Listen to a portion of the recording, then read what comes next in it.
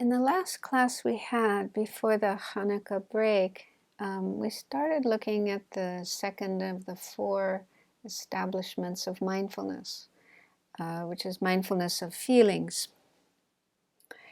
So the way they're explained in Buddhism, the word feeling is referring to a mental factor that is present in every moment, with every experience that we have, with every one of our 6 types of consciousnesses.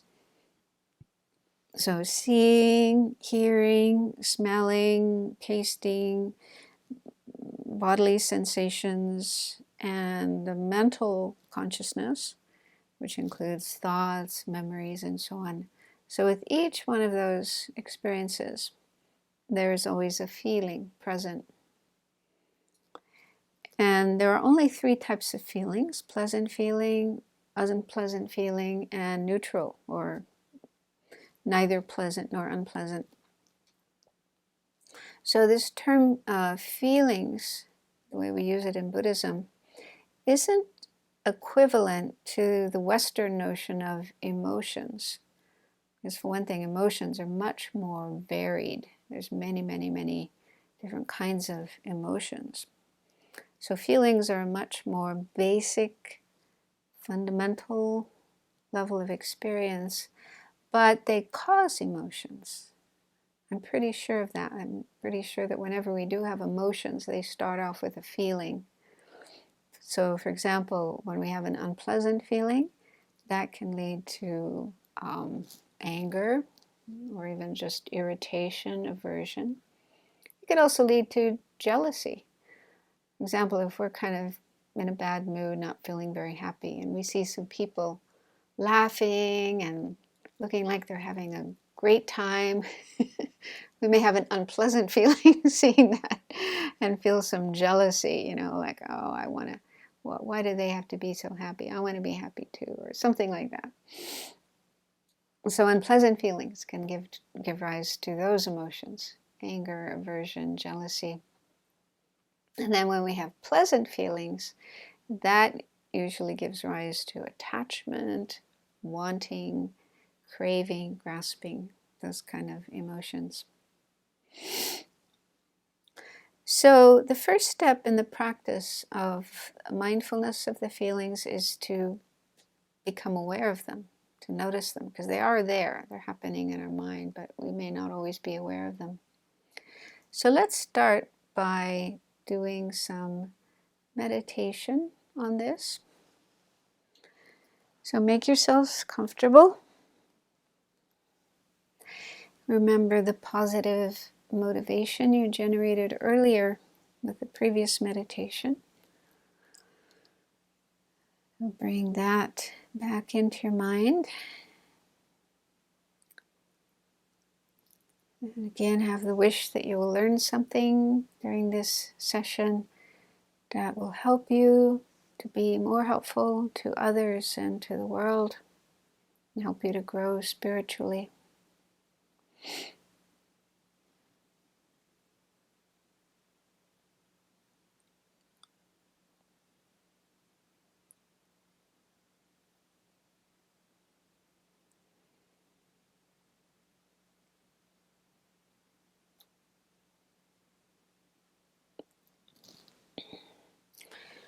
So for the first few minutes, be aware of the breath flowing in and flowing out.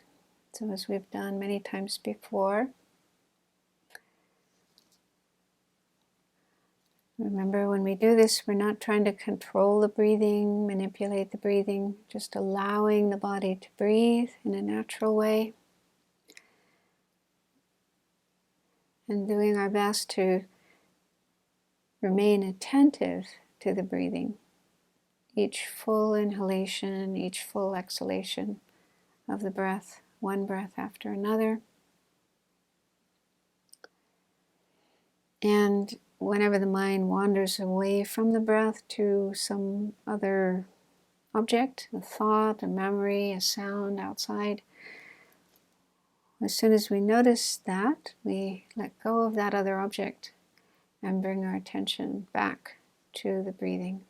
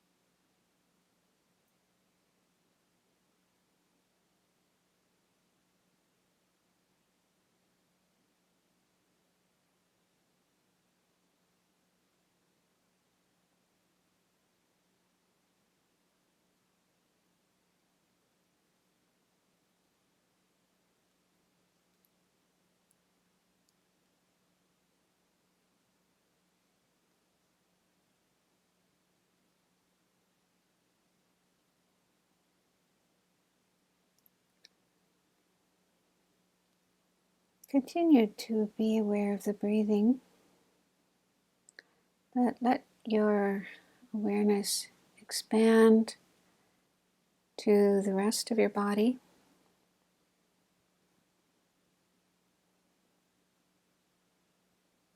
So that you're aware of the breathing taking place within the whole body.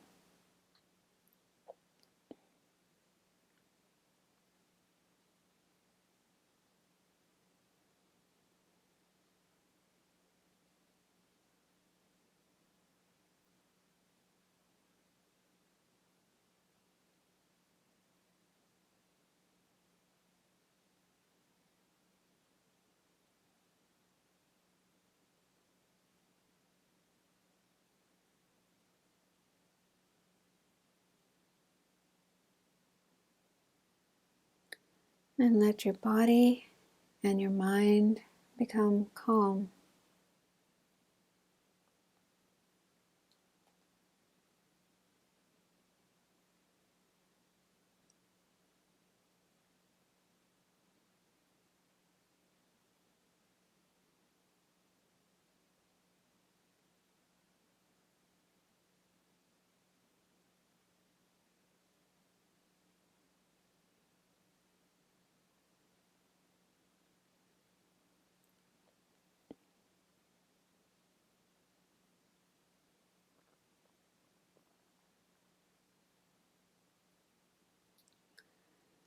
And now expand your awareness to also include feelings.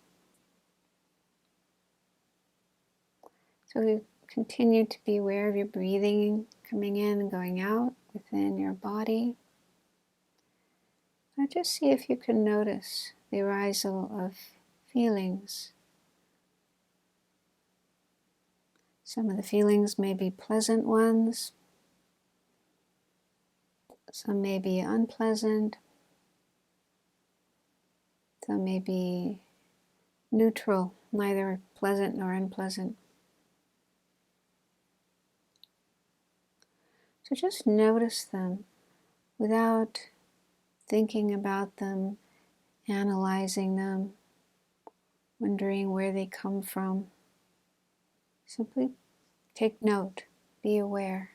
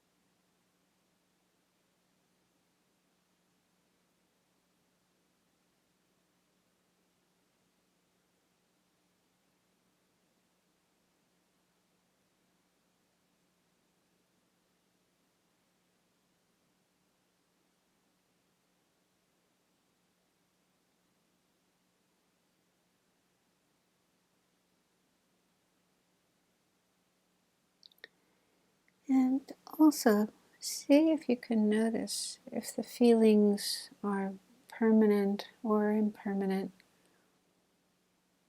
Are they fixed, unchanging, always there? Or do they arise and then after a short time pass away?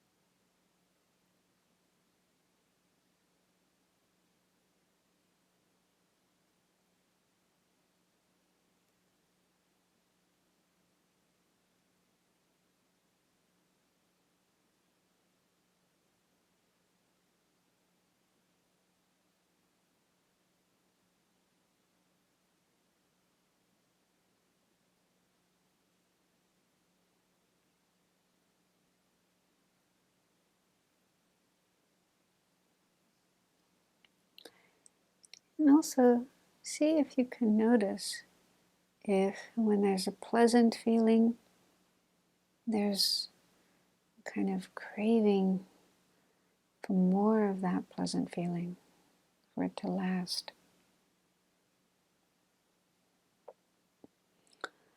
And when there's an unpleasant feeling, there's aversion, wanting to push it away or to get away from it, wanting it to disappear as quickly as possible.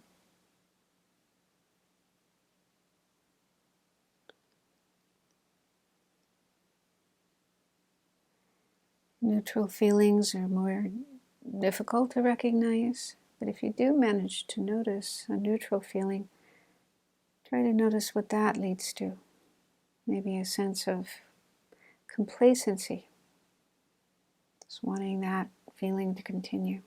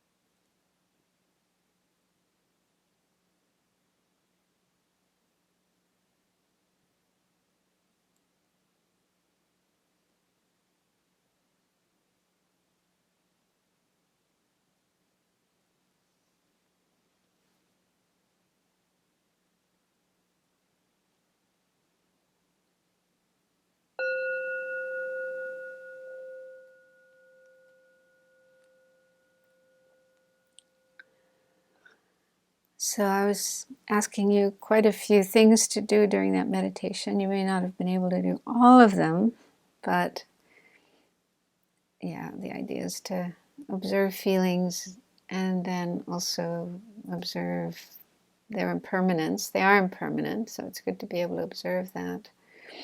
And also what they lead to. I'll talk more about that a little later, but how feelings can lead to attachment, aversion, or just a sort of complacency.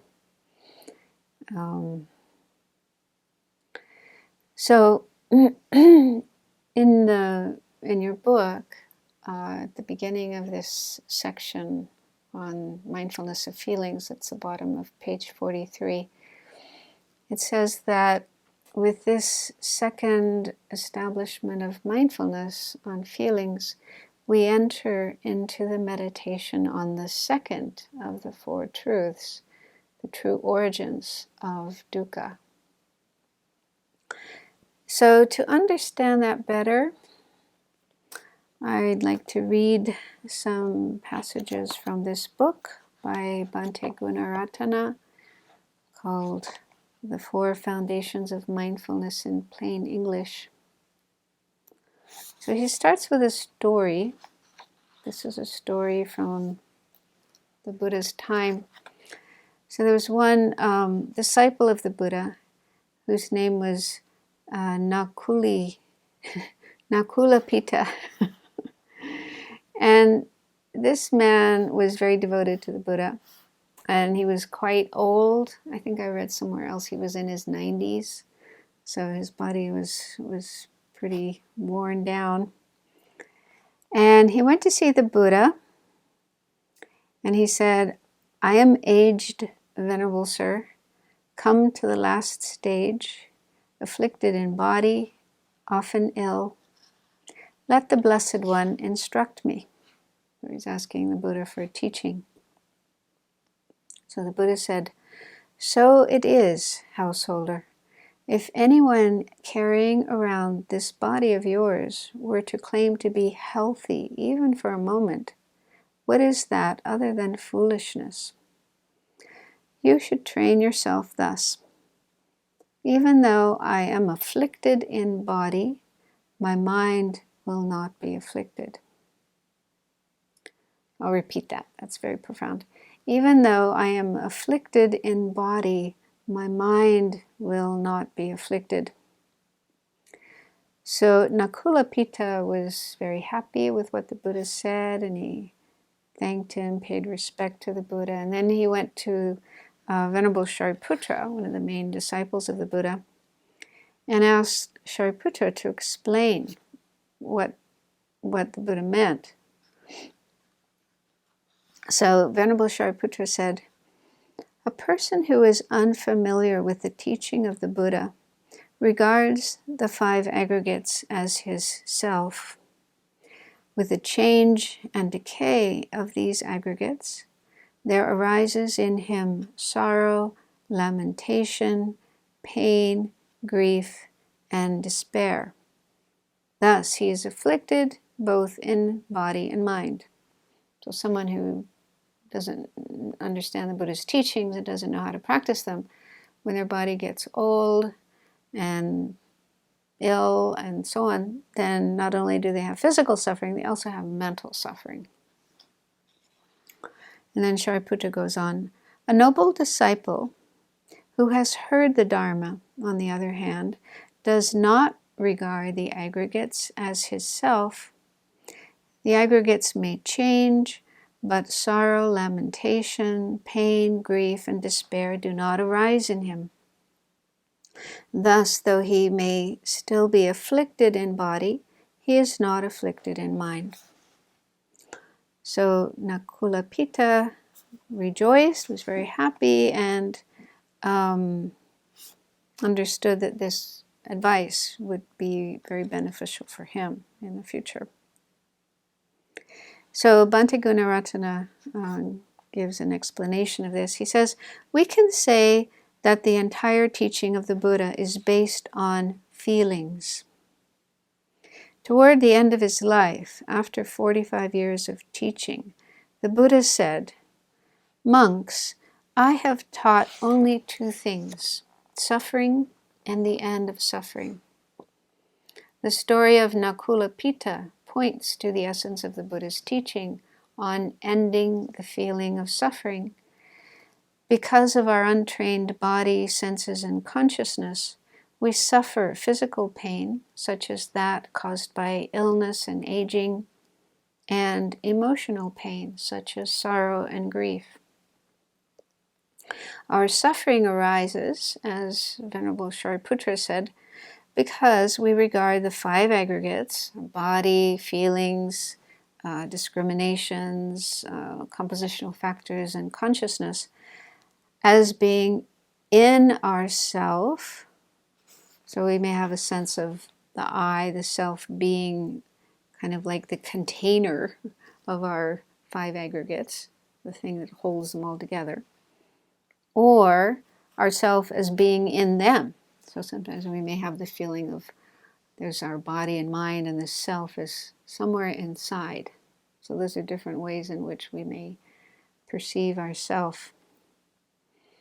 In fact, the feeling we all have of I am or I exist, what Western psychology calls the ego, arises from clinging to these aggregates and regarding them as mine or me. But through training in the second foundation of mindfulness, mindfulness of feelings, we can train our minds to use life's inevitable pains, such as illness and aging, as objects of meditation. However, we should not wait until we become old and ill, like Nakulapita. If we build a habit now, when we experience painful feelings, we will understand that, like everything else, pain is impermanent. Moreover, there is no permanent self or me who is experiencing the pain. When we develop spiritually and realize this truth, neither physical pain nor mental unhappiness can cause us to suffer.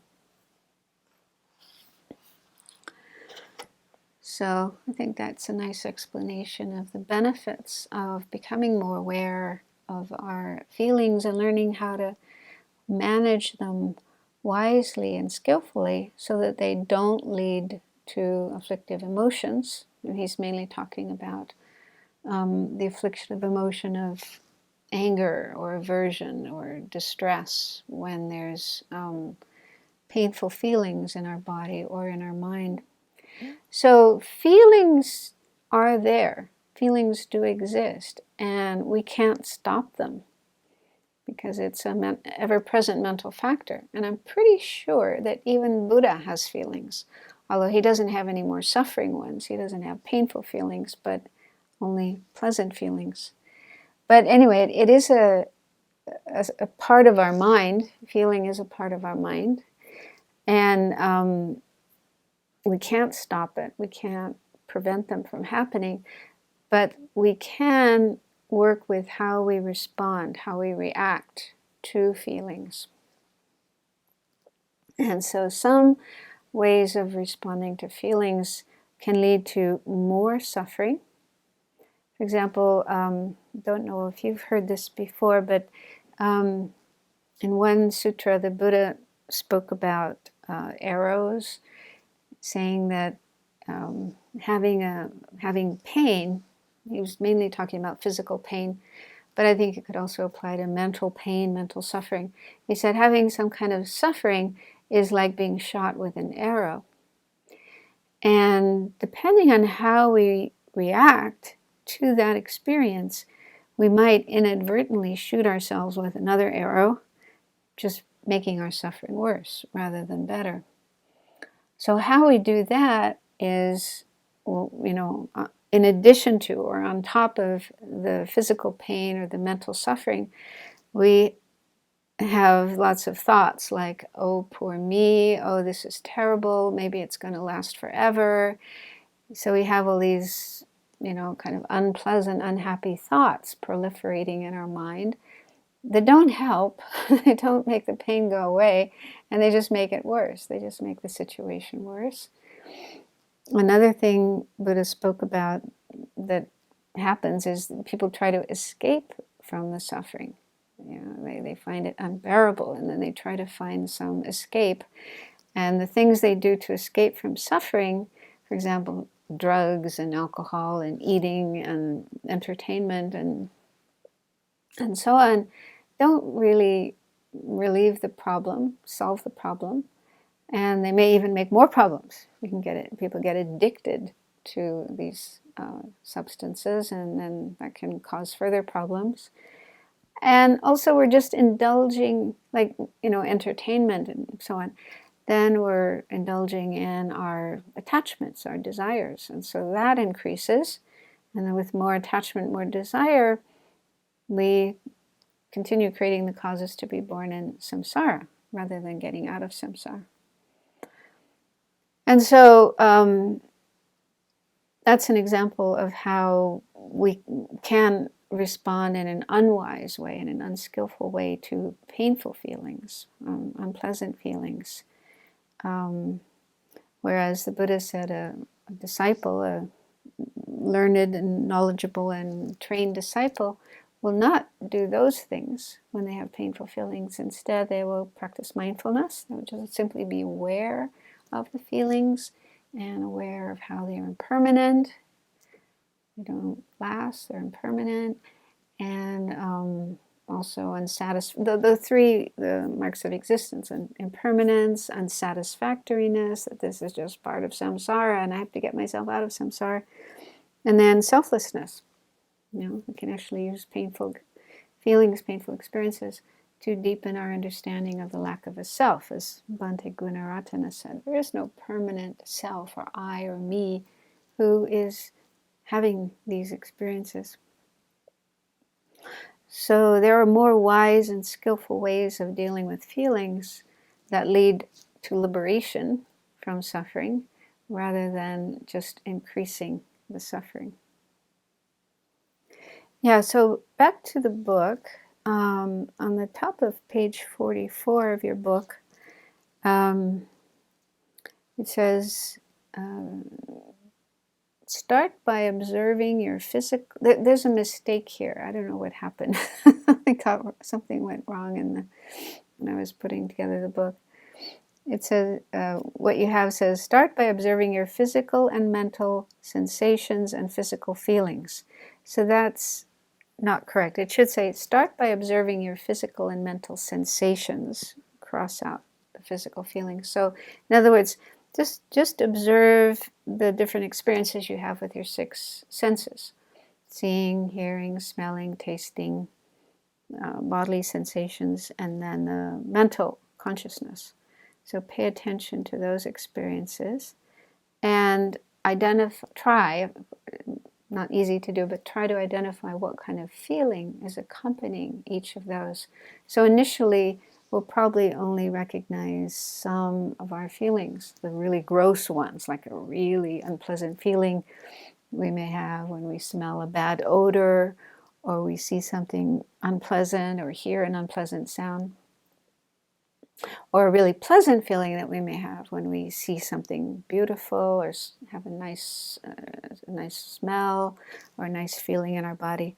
So initially, we'll probably only recognize the really strong feelings, but with more time, more practice, we'll be able to recognize the more subtle ones as well.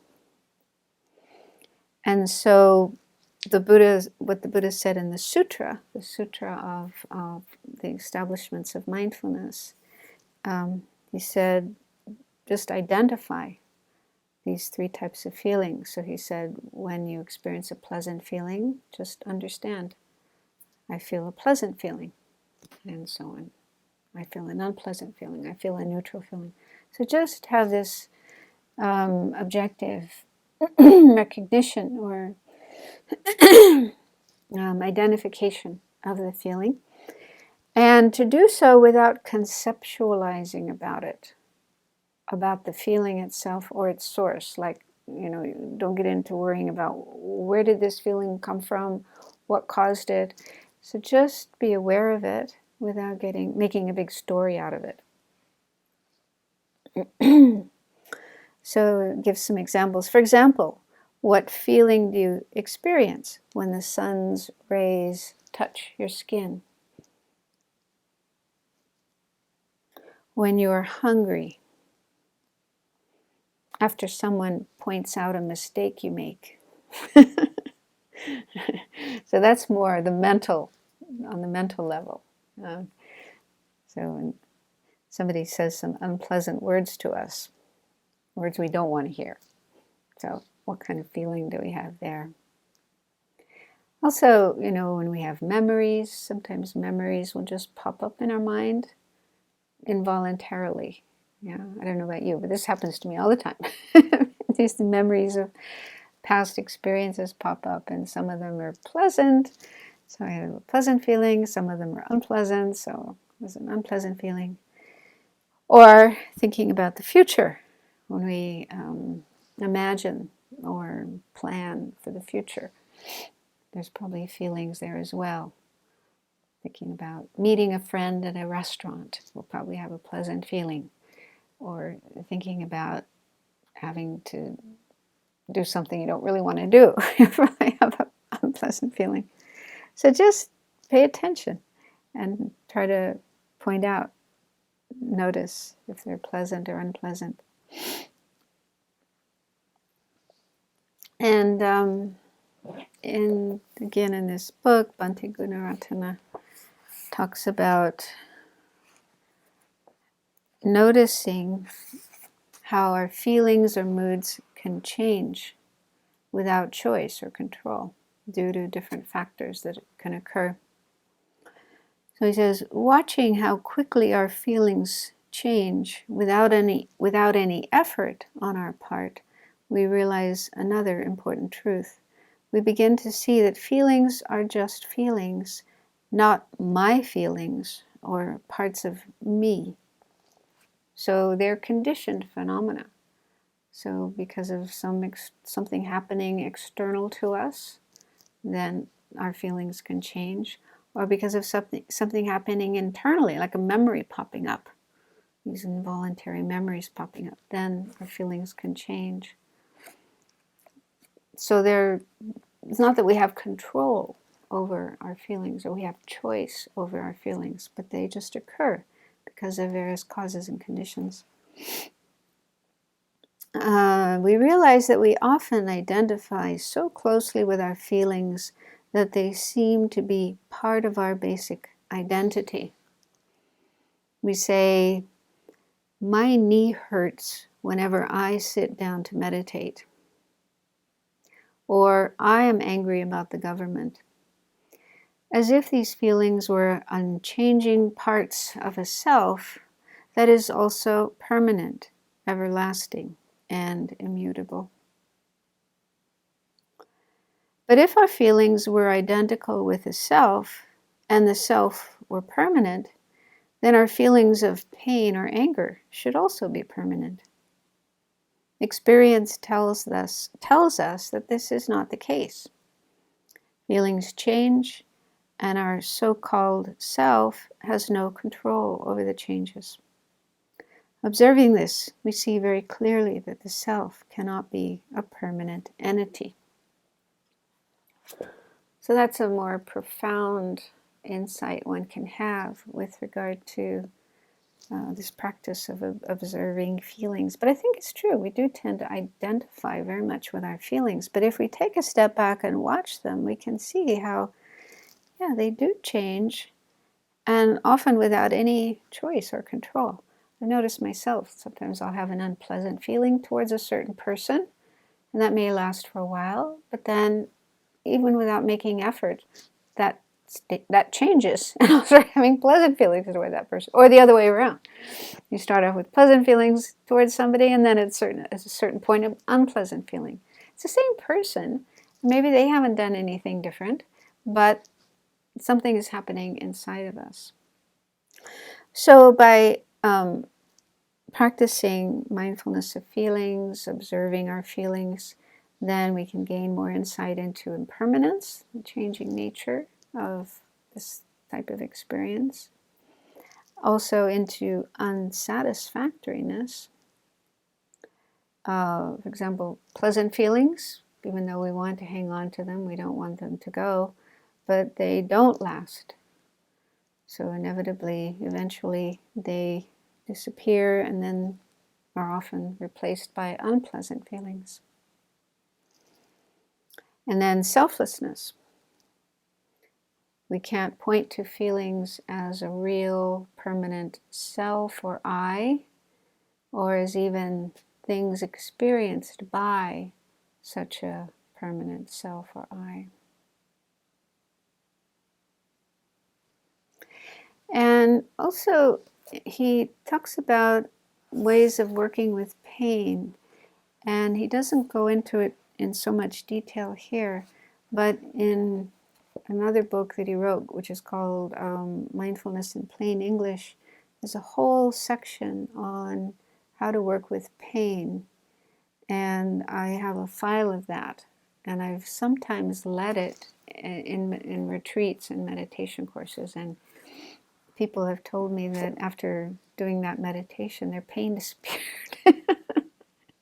So that can be particularly helpful. I'll email it to you so you can try it on your own.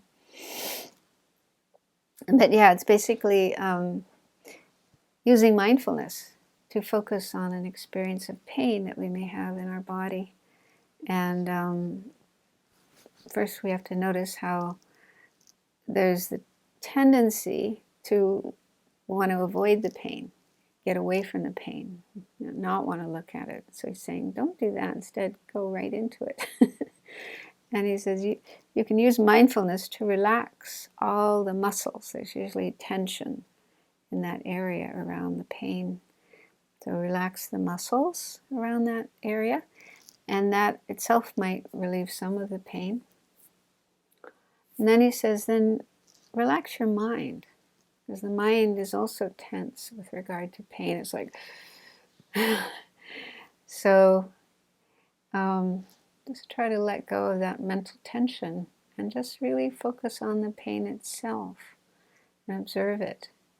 And I don't do this very often, but I remember doing it once, partly out of desperation, because I had a really bad headache. And I took some medicine, but it didn't go away. And I was trying to go to sleep one night, and I couldn't go to sleep because the pain was so bad. And so I tried this. I just focused on the pain in my head and just observed it kind of objectively. And it was quite fascinating, because I could see that it wasn't just this solid block of pain, but it was moving and changing. It would throb, and it would be increased, and then it would decrease, and there were waves, and it was like really interesting just to watch what was going on. And before I knew it, I was asleep. And when I woke up, it was gone. The headache was gone. So in that particular moment, it was helpful. It was effective. So yeah. So anyway, I'll email that, and you can try it out on your own. So then in the book, the explanation of how to practice mindfulness of feelings also includes recognizing different types of feelings. So this is on page 44 of your book.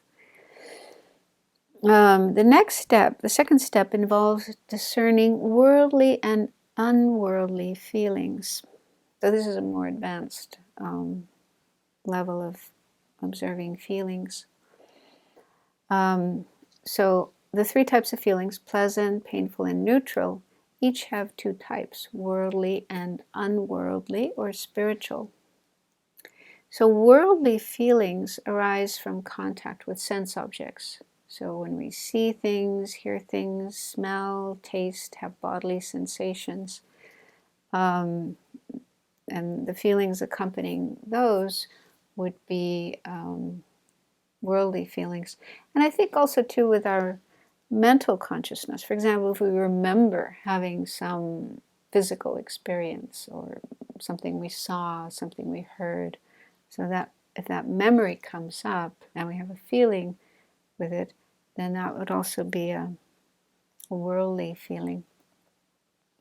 On the other hand, spiritual feelings arise from aligning our minds with the Dharma.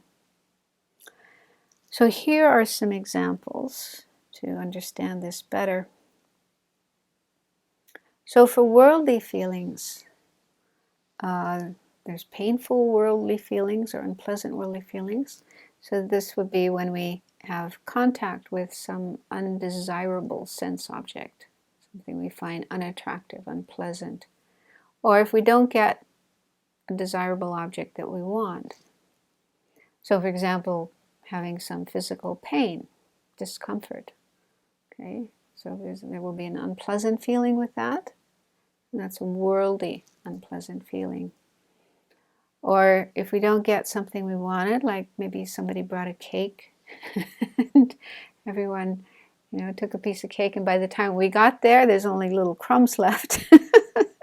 So we may have an unpleasant feeling seeing that.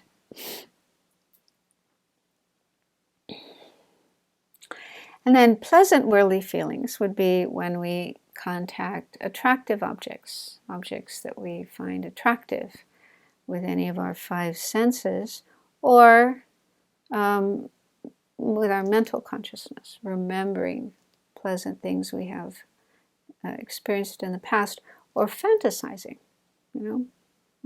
Everybody probably sometimes has fantasies about things we would like to happen, we would hope to happen in the future. So if it's related to sensory experiences, then those would be worldly feelings. And then neutral worldly feelings. It says, these arise in ordinary beings who are oblivious to the results of our actions and are unaware of danger. They leave us complacent and lazy. So when I read that, I thought of an example that might be applicable here. If we're walking along and not really paying attention to where we're walking, we may be stepping on insects and either not caring about squishing the insects or maybe not even noticing them.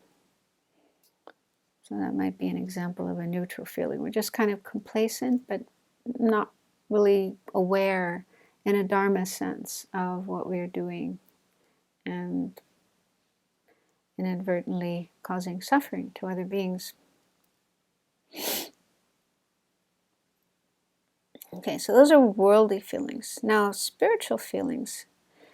So these could arise when we are meditating or listening to teachings and contemplating the teachings. So for painful spiritual feelings, an example would be sadness when contemplating the dukkha of samsara, or when regretting harmful actions that we've done.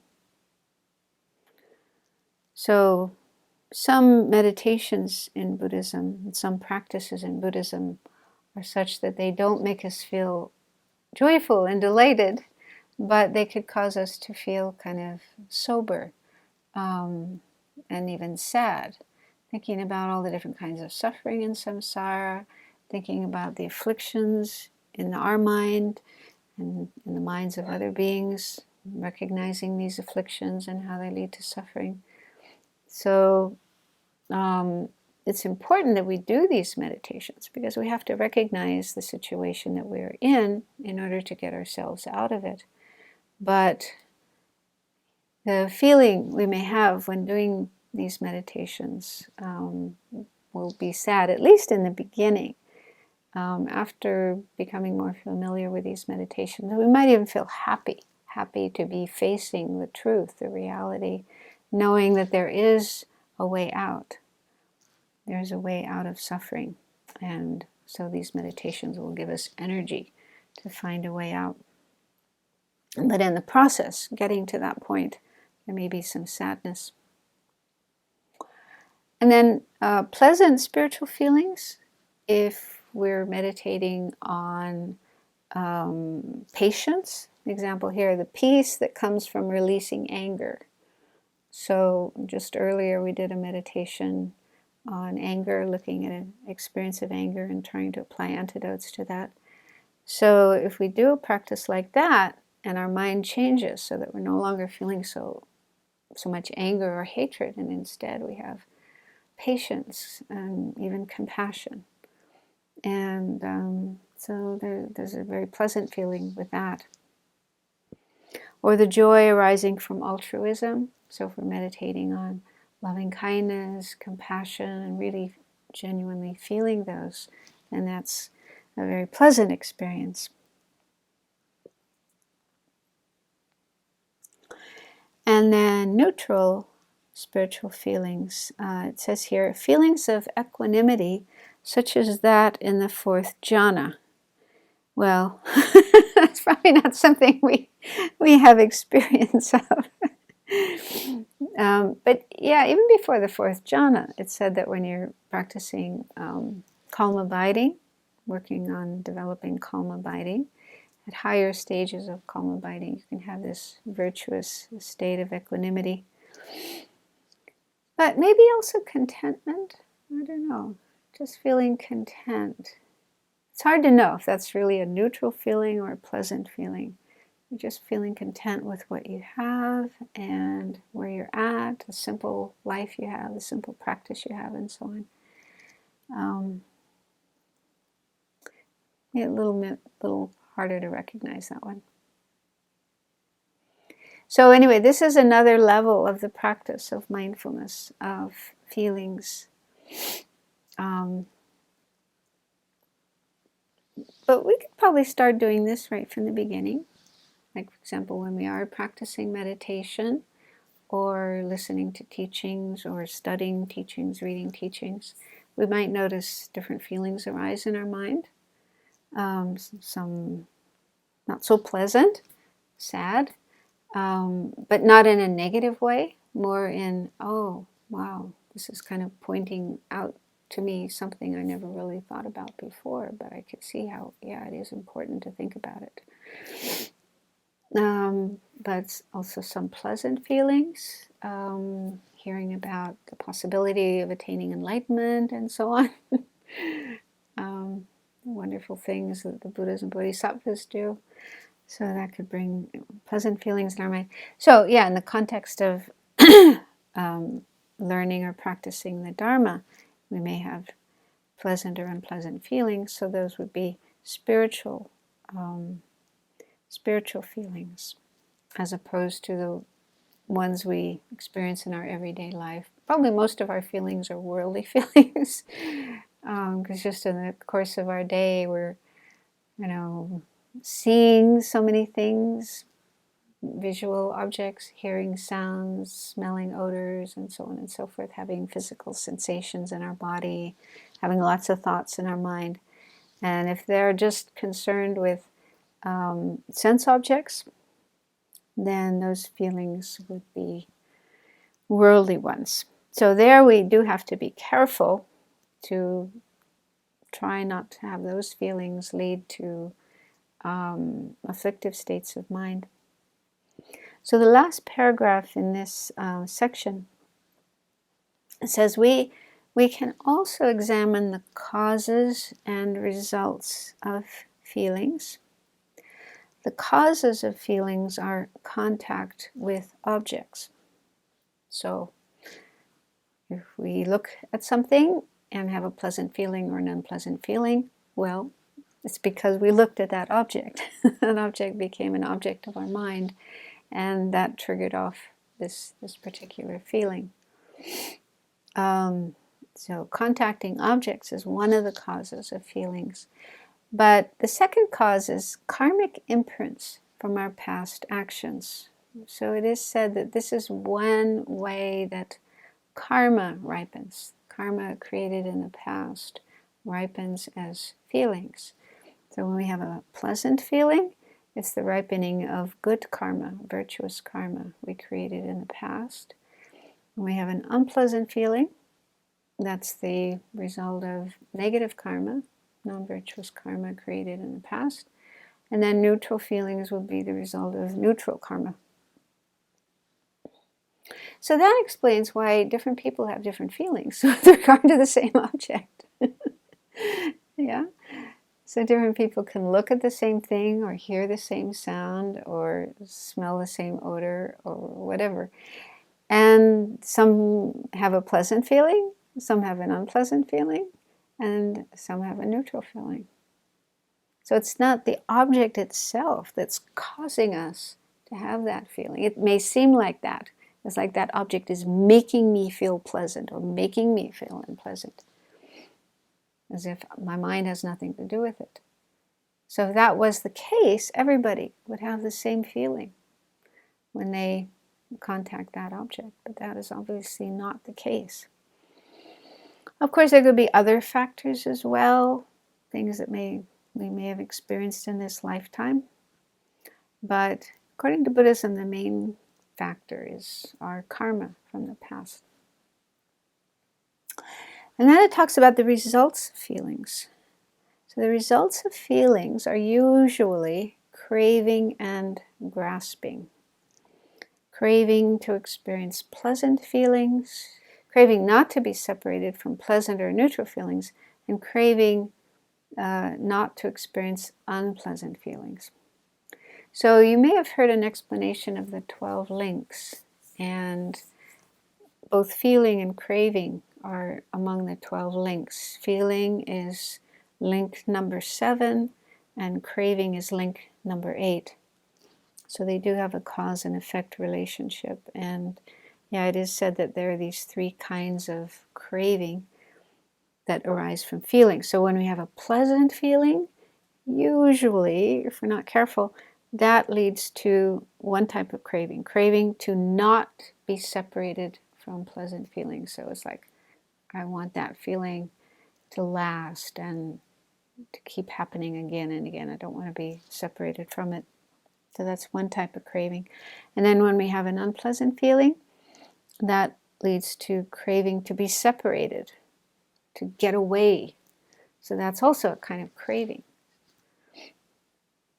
to be separated from that unpleasant experience. And then neutral feelings leads to craving for them to continue. It's the continuation of that experience because it's kind of comfortable. So we don't really have time to do another meditation, but I came across something in Joseph Goldstein's book called Mindfulness, A Practical Guide to Awakening. He's just sharing an experience that he had in retreat, working with feelings. He says, mindfulness of feeling is no little thing. The teaching is clear, but what is striking is how powerfully conditioned are these tendencies of like and dislike. Once during a 2-month self-retreat, I was going through a very difficult time with many uncomfortable sensations in the body and lots of very unpleasant mind states, feelings of despair, hopelessness, and anguish. As I continued with my sitting and walking practice, it became clear that when I didn't catch the trigger point, when I wasn't mindful of the first dart, the first arrow, I would get lost in the reactivity of the mind. Then, at certain points, the mindfulness would re-emerge, and there would be a spacious, open awareness in which I was simply mindful of all the intensely unpleasant physical sensations without them leading to aversive mind states. The difference between being mindful of the unpleasant sensations and lost in reactivity was clear. And I kept wondering why, in seeing the possibilities of either suffering or ease, the mind would repeatedly fall into the patterns of fear and hope. Fear that the painful feelings would go on forever, and hope that they would finally go away. Why didn't the mind just naturally rest in the ease of mindful awareness? The whole experience was an important lesson in the power and depth of habituated responses, and also an affirmation that it is possible to retrain the mind. In any moment, in the midst of painful experience, or even right in the midst of our reactivity, we can apply this training of mindfulness of feeling. So I think that's a nice illustration of what can happen when we don't practice mindfulness as opposed to when we do practice mindfulness. And he gives a quotation from the Buddha about how important this training is.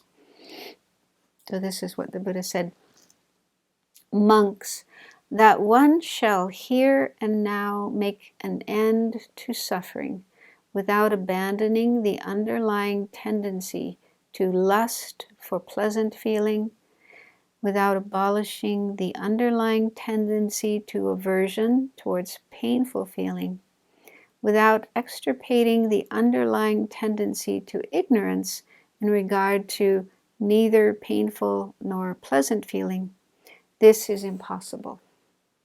So in other words, if we want to end our suffering, but if we don't do this, if we don't change our way of reacting to feelings and, just follow the old tendency of lusting, craving, grasping for pleasant feelings, aversion to unpleasant feelings, and then ignorance, lack of real understanding with regard to the neutral feelings, in between feelings, it's impossible. We will not be able to end our suffering if we don't work on changing this habit, this habitual tendency. And then the Buddha went on to say that it is possible to make an end to suffering by abandoning these tendencies. So first of all, we have to become aware of these tendencies. We have to notice how they are happening in our experience. So there's a lot to be aware of. Be aware of the feelings themselves, and be aware of how they are impermanent, and be aware of how, if we're not careful, they can lead to these other mind states of attachment or craving for the pleasant feelings, aversion, maybe even anger or hatred for the unpleasant feelings, and then just a kind of apathetic complacency, ignorant indifference with regard to the neutral feelings.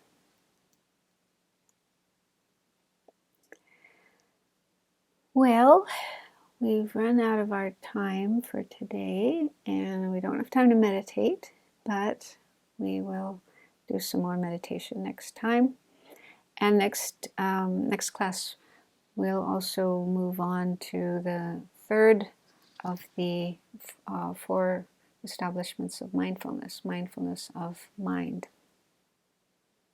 So I'll send you the page numbers. It's not a huge section, but what you need to read for that next class. Okay, so let's conclude with a dedication of our positive energy from coming together, doing meditation, listening, thinking, trying to understand this very important material, and doing it with the positive motivation and altruistic motivation, wishing to help other people, other beings, the world.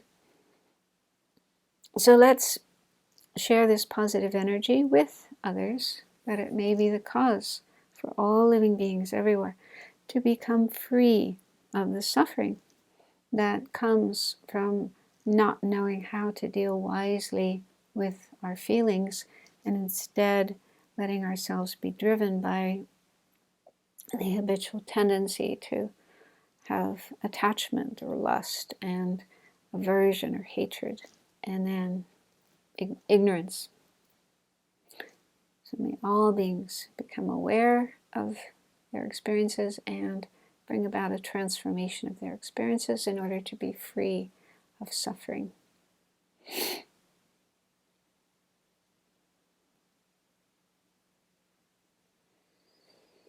Okay, thank you